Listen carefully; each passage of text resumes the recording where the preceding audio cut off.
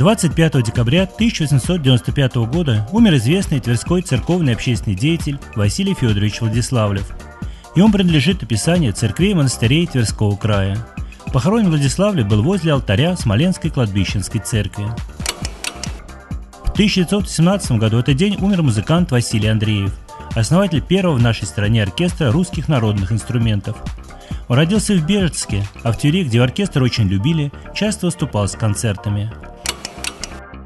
25 декабря 1923 года Тверской губернский исполнительный комитет, обеспокоенный тем, что в ночное время в Твери небезопасно, распорядился, как это сказано в постановлении, учредить институт ночных сторожей. Впрочем, все расходы здесь несли тверские домовладельцы.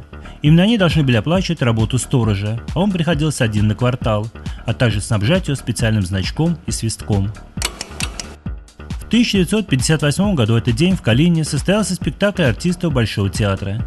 Столичные звезды представили калининской публике оперу Верди «Травиата». А 25 декабря 1968 года в наш город приехал коллектив Академического малого театра, который показал спектакль по пьесе Ибсена «Привидение». В главной роли блистала народная артистка СССР Елена Гоголева. В 1983 году в этот день отличился калининский тяжелоатлет Владимир Грачев, который установил мировой рекорд. В Ленинграде на Кубке СССР он поднял в рывке 155 килограмм. И, наконец, 25 декабря 2006 года в Москве подвели итоги третьего общероссийского конкурса учебных пособий для высших учебных заведений.